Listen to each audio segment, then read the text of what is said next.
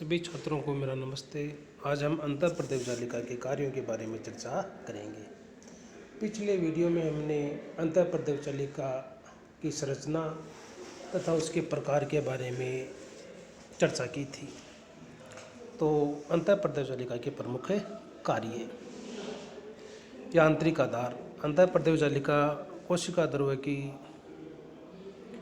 Matrix में जालिकाओं का जाल बिछाकर कोशिका द्रव्य को मजबूती प्रदान करके यांत्रिक अवलंबन प्रदान करती है।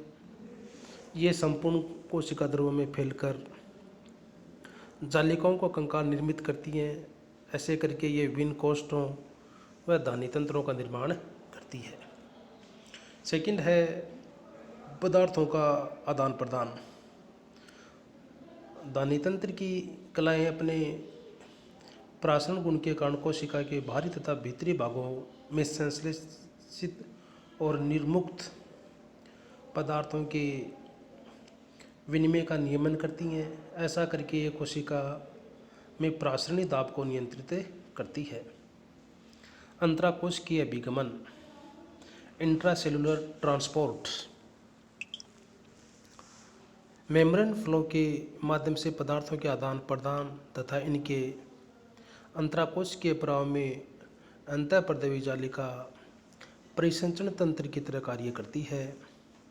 प्लाज्मा कला तथा केंद्र कला के स्थान पर अंतःप्रदेवी जालिका सक्रिय रहती है।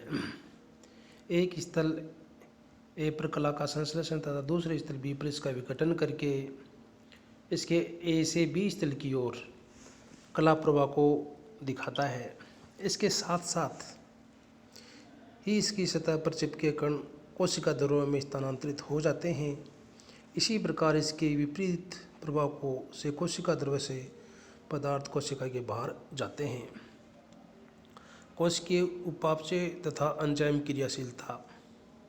चिकनी अंतःप्रदेवी जालिका की कलाओं से संबंध अनेक एंजाइम, स्टेरॉइड्स, फॉस्फोलिपिड्स तथा हार्मोन्स सबस्ट्रेट के साथ अभिक्रिया को सुनिश्चित करते हैं। प्रोटीन संश्लेषण, इसके बारे में हमने पहले भी चर्चा की चुकी है कि जो रफ ईआर है उसके द्वारा प्रोटीन संश्लेषण का कार्य किया जाता है, क्योंकि उसके ऊपर राइबोसोम प्रेजेंट रहते हैं। स्थूल अंतःप्रदेश जालिका पर उपस्थित राइबोसोम प्रोटीन संश्लेषण में अत्यंत महत्वपूर्ण है। कणिका में एक खुदरी अंतःप्रदेश जालिका की सतह पर पाए जाने वाले पॉलीराइबोसोम एमआरएनए की सक्रियता बढ़ाकर प्रोटीन संश्लेषित करते हैं। संश्लेषित प्रोटीन अंतःप्रदेश जालिका की अवकाशिकाओं में संचित हो जाती हैं और यहाँ से 3 प्रोटीन कलाएं क्रमशः चिकनी अंतःप्रदेश जालिका, गोल्जी कला तथा प्लाज्मा कला के द्वारा कोशिका के बाहर निर्यात कर देती हैं। ग्लाइकोजन उपापचय। चिकनी अंतःप्रदेश जालिका ग्लाइकोजन भंडारण से एंजाइमी विघटन द्वारा ग्लूकोज उपलब्ध कराती हैं। लिपोप्रोटीन का संश्लेषण। चिकनी अंतःप्रदेश जालिका में लिपिड का संश्लेषण होता है, जबकि स्थूल अंतःप्रदेश जालिका में प्रोटीन संश्लेषण होता है। संश्लेषित ग्लिसरॉइड तथा प्रोटीन दोनों गोल्जी कलाओं में जाकर आपस में संबंध होकर लिपोप्रोटीन बनाते हैं। डिटॉक्सिफिकेशन। चिकनी अंतःप्रदेश जालिका द्वारा कोशिका से कई विषैले पदार्थों को बाहर निकालकर उनको निर्यात कर दिया जाता है। ATP synthesis. अंतःकोशिकीय उपापचय तथा पदार्थों के परिसंचरण के लिए ऊर्जा एटीपी से प्राप्त होती है। कोशिका में एटीपी का संश्लेषण अंतःप्रदेश जालिका में होता है। संवेगों का अंतःकोशिकीय संचरण। पोर्टर ने अंतःप्रदेश जालिका की कला में आयन प्रवणता तथा विद्युत प्रवणता के प्रभाव की संभावना व्यक्त की, जिसके कारण संवेगों का अंतःकोशिकीय संचरण होता है।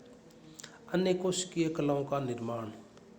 कोशिका में कुछ कोशिकांग संरचनाएं जैसे न्यूक्लियर मेम्ब्रेन, गोल्जी मेम्ब्रेन की उत्पत्ति अंतःप्रदेवी कलिकाओं से होती है। कोशिका विभाजन में केंद्र कला विखंडित होकर छोटी छोटी वेसाइकल्स में कन्वर्ट हो जाती हैं और विभाजन की मेटाफेज में ये जो वेसाइकल्स हैं तर्कु ध्रुवों पर पहुंच जाती हैं तथा टेलोफेज के समय विखंडित वेसाइकल्स अंतःपर्दवी कलिका के अवयव गुणसूत्रों के समूह के चारों ओर एकत्रित होकर आपस में जुड़कर एक पूर्ण केंद्रक कला का निर्माण करती हैं। अंतःपर्दवी कला के सूक्ष्म विखंडित भाग कोशिका पट के निर्माण में भाग लेते हैं। आनुवंशिक संदेशों का अभिगमन। केंद्रक से कोशिका द्रव्य में विभिन्न कोशिकांग तथा आनुवंशिक पदार्थों तथा संदेशों का अभिगमन अंतःपर्दवी जालिका के माध्यम से होता है। इन संदेशों के द्वारा प्रोटीन, वसा, कार्बोहाइड्रेट जैसे पदार्थों के उपापचय का नियमन होता है। अंतःपर्दवी जालिका की जीवात जनन व उत्पत्ति। अंतःपर्दवी जालिका की उत्पत्ति निश्चित स्रोत तथा कार्य विधि अभी तक ज्ञात नहीं। इसकी उत्पत्ति के संबंधित निम्नलिखित दो मत इस प्रकार हैं। केंद्र कला से उत्पत्ति। अंतःपर्दवी कलाओं की बाह्य केंद्र कला तथा प्लाज्मा कला के समानता के कारण अनुमान लगाया जा सकता है कि उनकी उत्पत्ति केंद्र कला में बने बहिर्वलन से हुई होगी। बहुसोपान कार्य विधि। कला रूपांतरण में होने वाले रासायनिक तथा संरचनात्मक परिवर्तन को कला विभेदन। प्रारंभ में कोशिकाओं की स्थूल अंतःपर्दवी जालिका अधिक पाई जाती है, तत्पश्चात चिकनी अंतःपर्दवी जालिका की मात्रा अधिक देखी गई। अतः ऐसा लगता है कि चिकनी अंतःपर्दवी जालिका स्थूल यार से विकसित होती है। तो यहाँ पर हमने अंतःपर्दवी जालिका के द्वारा कौन कौन से कार्य किए जाते हैं उनके बारे में चर्चा की। ओके, धन्यवाद।